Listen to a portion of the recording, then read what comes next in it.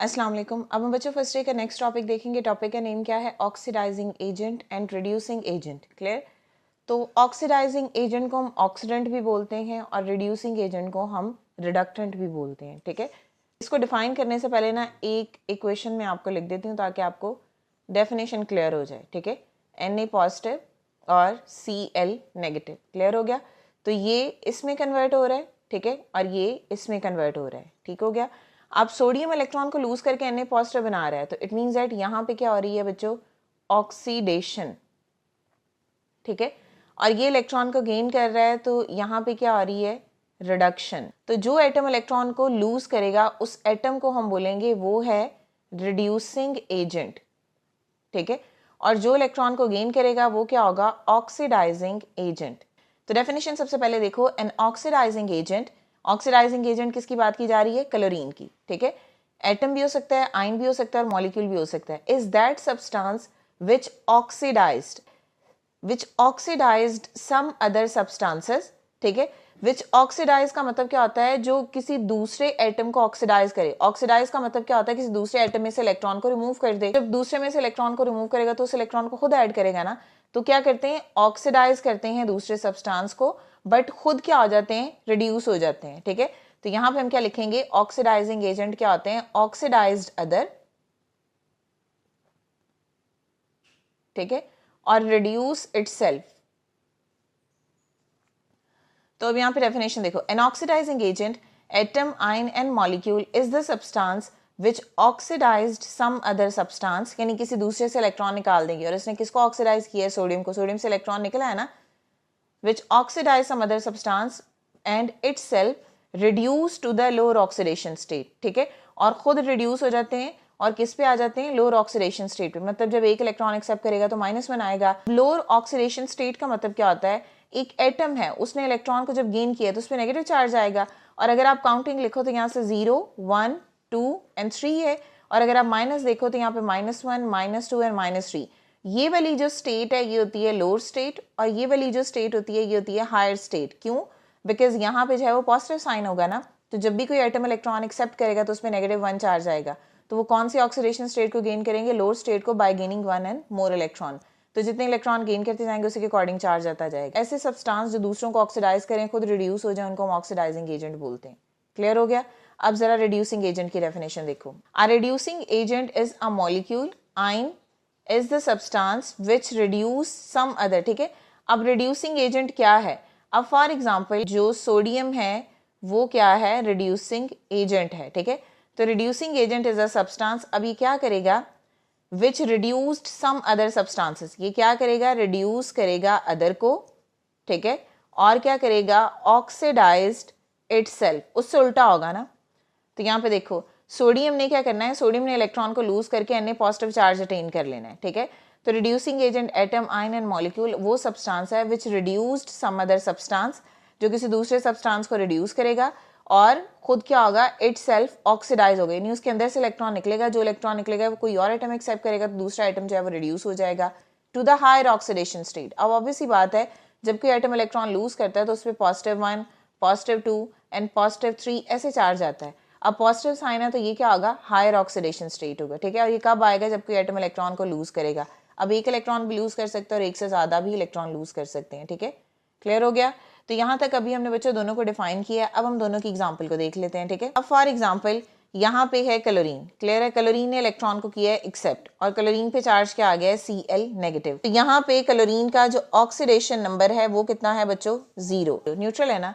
इस केस में उसने एक इलेक्ट्रॉन एक्सेप्ट किया, तो इस केस में जो ऑक्सीडेशन नंबर होगा वो आ जाएगा हमारे पास -1। ठीक है, तो यहाँ पे देखो, अगर आप काउंटिंग देखो तो ये 0, -1, -2 एंड -3। ये माइनस है, इलेक्ट्रॉन जब गेन करेगा तो माइनस ऑक्सीडेशन स्टेट होगी, और ये 0 से कम है। इस स्टेट को हम बोलते हैं ये है लोअर ऑक्सीडेशन स्टेट।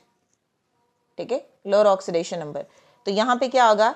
यहाँ पे हायर ऑक्सीडेशन स्टेट होगी,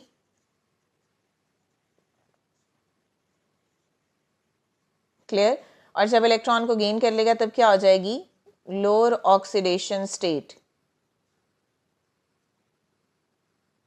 ठीक है, अब यहाँ पे आपकी बुक में इन्होंने सबसे पहले इसको जर्नलाइज भी किया हुआ कि एक्स कोई भी एलिमेंट है, जब इलेक्ट्रॉन एक्सेप्ट करेगा तो उसमें नेगेटिव चार्ज आ जाएगा। ठीक है, अब इसी तरह अब हमारे पास सेकंड क्या है, m कोई भी एलिमेंट है, जब ये इलेक्ट्रॉन को लूज करेगा तो उस पर पॉजिटिव चार्ज आ जाएगा और वो इलेक्ट्रॉन यहाँ आ जाएगा जो निकला है, ठीक है। तो यहाँ पे एग्जांपल हम लिख लेते हैं सोडियम की, सोडियम ने इलेक्ट्रॉन को लूज किया, सोडियम पे चार्ज आ गया +1 और ये इलेक्ट्रॉन इधर आ जाएगा, क्लियर है। इस केस में जो ऑक्सीडेशन नंबर है दैट इज इक्वल टू 0 और इस केस में जो ऑक्सीडेशन नंबर है दैट इज इक्वल टू +1, ठीक है। अब यहाँ पे देखो तो ऑक्सीडेशन स्टेट 0 से बढ़ गई है, प्लस में आ गई है, तो यहाँ पे ऑक्सीडेशन स्टेट क्या होगी, हायर ऑक्सीडेशन स्टेट होगी, ठीक है। तो यहाँ पे क्या होगा, हायर ऑक्सीडेशन नंबर होगा, क्लियर। और इस केस में देखो तो ये क्या होगा, लोअर ऑक्सीडेशन नंबर, क्लियर हो गया। तो ये भी हमने क्या किया, हमने oxidising agent and reducing agent को डिफाइन किया है। अब नेक्स्ट है balancing of the redox equation by the oxidation number method, ठीक है। हम ऑक्सीडेशन नंबर मेथड से इक्वेशन को कैसे बैलेंस कर सकते हैं ये पढ़ेंगे। तो सबसे पहले देखो, write down the skeletal equation of the redox reaction under consideration, ठीक है। तो सबसे पहले आप जो है वो एक इक्वेशन लिखें जिसको आपने बैलेंस करना है। Write down the skeletal equation of the redox reaction under consideration. तो मैंने इक्वेशन लिख ली, Na है, Cl है, तो ये क्या बनाएगा, Na पॉजिटिव और Cl नेगेटिव, तो ये बना देगा Na positive and Cl negative, clear हो गया। Identify the element which undergo the change in oxidation number during a reaction. तो इस केस में ऑक्सीडेशन नंबर 0 है, इस केस में भी ऑक्सीडेशन नंबर 0 है, बट इस केस में ऑक्सीडेशन नंबर +1 है और इस केस में ऑक्सीडेशन नंबर -1 है, ठीक है। तो यहाँ पे हमने आइडेंटिफाई कर लिया कि सोडियम का ऑक्सीडेशन नंबर है 0, क्लोरीन का ऑक्सीडेशन नंबर है 0, बट जब ये पॉजिटिव होगा तो इसका ऑक्सीडेशन नंबर होगा +1 और जब ये नेगेटिव होगा तो इसका ऑक्सीडेशन नंबर होगा -1, क्लियर। थर्ड देखो, record the oxidation number above the symbol of the element which have undergone a change in oxidation. तो हमने लिख दिया ना, हमने सोडियम के ऊपर उसका ऑक्सीडेशन नंबर लिख दिया, जब ये इलेक्ट्रॉन लूज कर रहा है तो उसके ऊपर उसका ऑक्सीडेशन नंबर लिख दिया, क्लियर।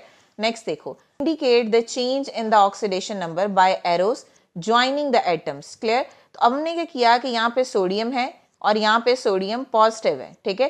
तो इट मीन्स दैट सोडियम किस में कन्वर्ट हो रहा है, Na पॉजिटिव में, तो उसको आपने एरो से रिप्रेजेंट करना है। इसी तरह यहाँ पे क्लोरीन है और क्लोरीन किस में कन्वर्ट हुआ, -1 में, तो इसको भी हम ऐसे शो करेंगे कि यहाँ से यहाँ पे वो चेंज आया है, ठीक है। फोर्थ में क्या करना है कि आइडेंटिफाई करना है बाय ड्राइंग एन एरो, ठीक है। भी बताना है कि कितने इलेक्ट्रॉन उसने लूज या गेन किए हैं।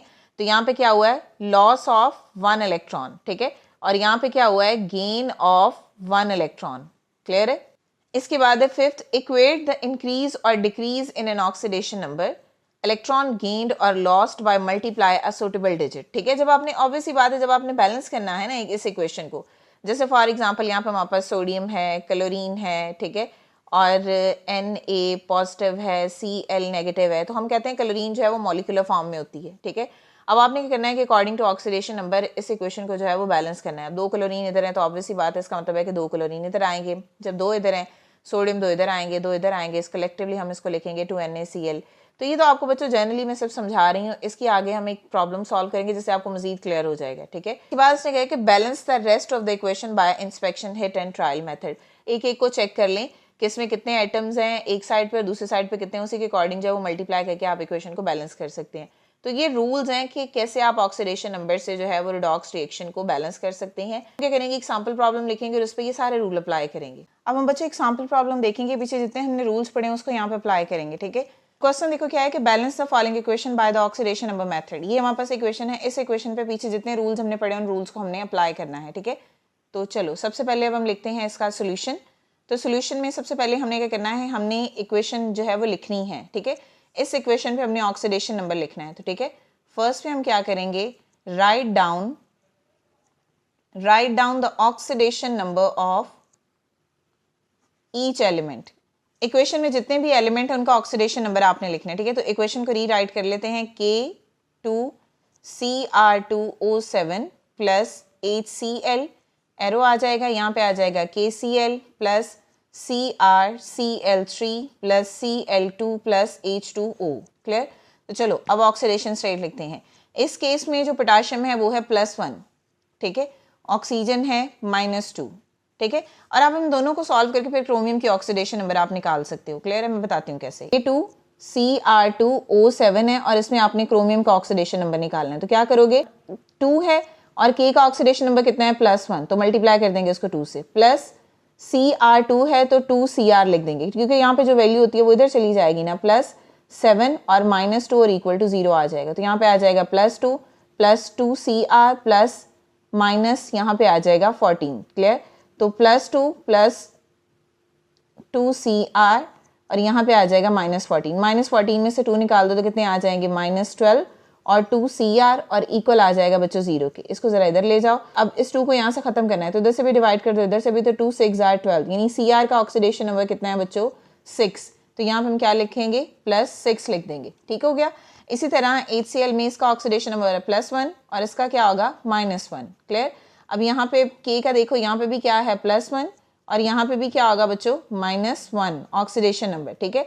अब क्रोमियम का देखो क्या है? क्रॉस होगा। यहाँ पे अगर -1 है तो ये क्या होगा? +3 होगा। ठीक है। ठीक है। क्लोरीन जो है मॉलिक्यूलर फॉर्म में है तो ये 0 आ जाएगी। अब यहाँ पे हाइड्रोजन देखो तो ये +1, ऑक्सीजन देखो तो यहाँ पे आ जाएगा -2। तो हमने ऑक्सीडेशन नंबर लिख लिया। क्लियर हो गया। फर्स्ट पे हमने ये कर देना है। उसके बाद सेकंड पे हमने क्या करना है? सेकंड पॉइंट उसने कहा कि आइडेंटिफाई करें वो एलिमेंट जिनमें ऑक्सीडेशन नंबर में चेंज आ रहा है। ठीक है। तो सेकंड में क्या होगा? Identify the element that shows change in oxidation number on both side.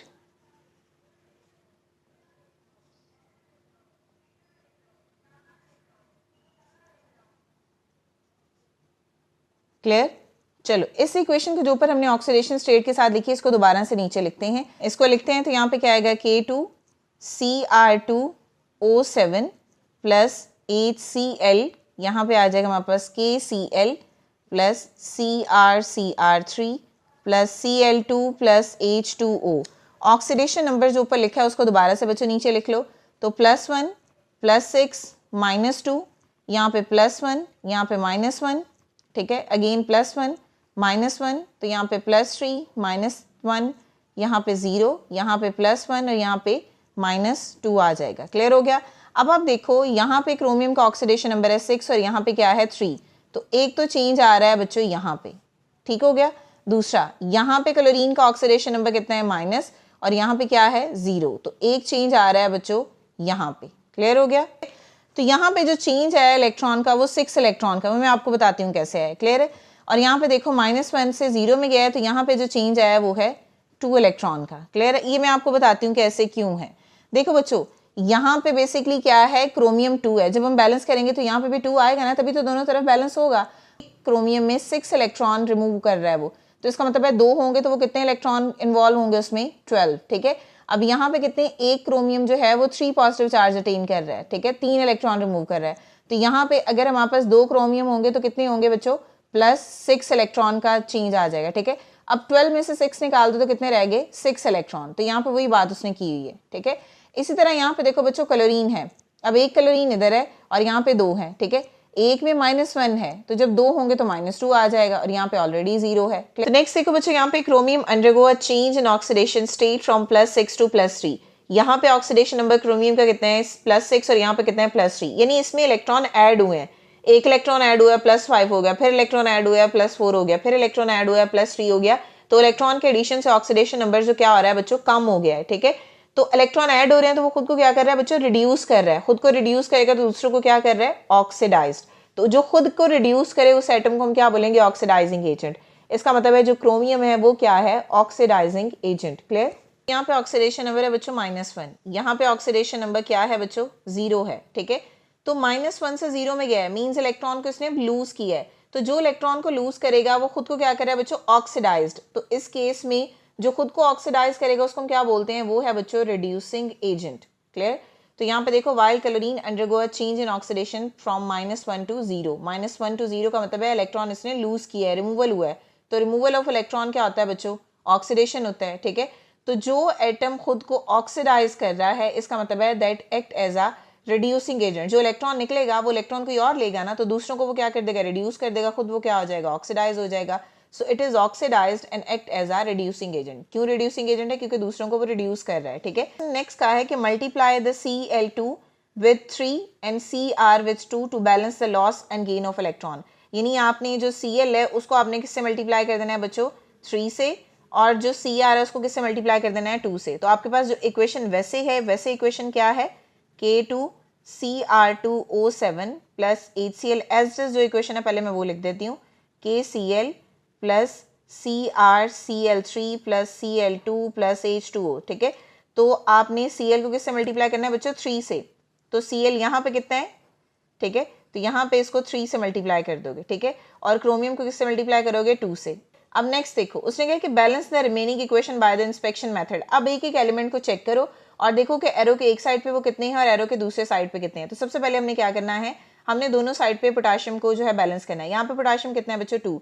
यहाँ पे कितना है? जस्ट 1। तो इसका मतलब है यहाँ से हम इसको 2 से मल्टीप्लाई कर देंगे। तो इक्वेशन क्या बनेगी? K2Cr2O7 प्लस HCl एरो, अब यहाँ पे क्या आएगा? KCl2CrCl3 plus 3Cl2 plus H2O। यहाँ पे आपने किसको बैलेंस करना है? पोटाशियम को। तो यहाँ 2 है तो इसका मतलब है यहाँ से भी 2 से मल्टीप्लाई कर देंगे। क्या करना है? To balance the Cl atom, chlorine atom, multiply the HCl with 14, ठीक है।